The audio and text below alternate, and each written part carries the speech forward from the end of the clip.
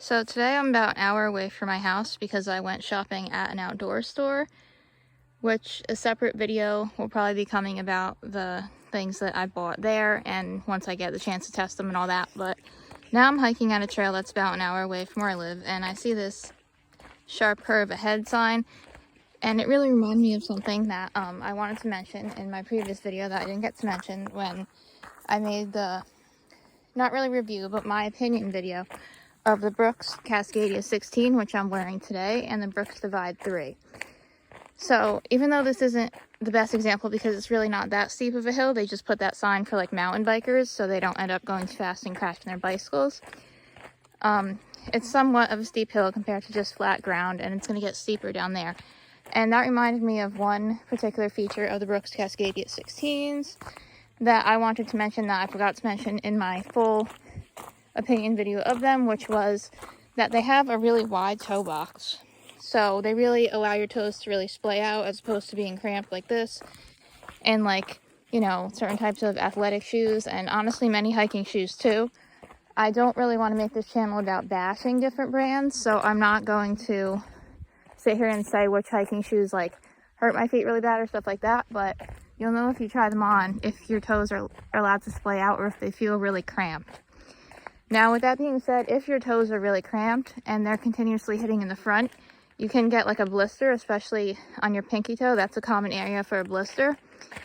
But with that being said, I wanted to show and tell you guys one of the best kept secrets, in my opinion, for not getting blisters while hiking, and that is this right here.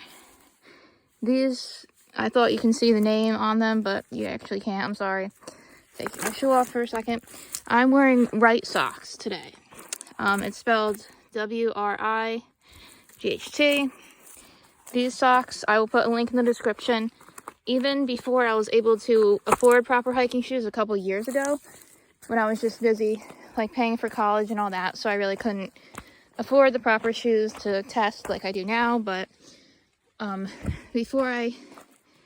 I was basically hiking in improper footwear that was like too narrow and stuff for my feet because of financial reasons, but I wore Wrightsocks. There was times when I hiked on more technical terrain and I still did not get blisters even with not the best footwear.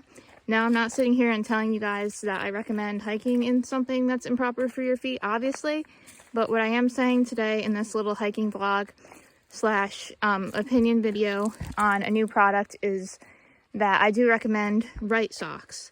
As a brand as a whole.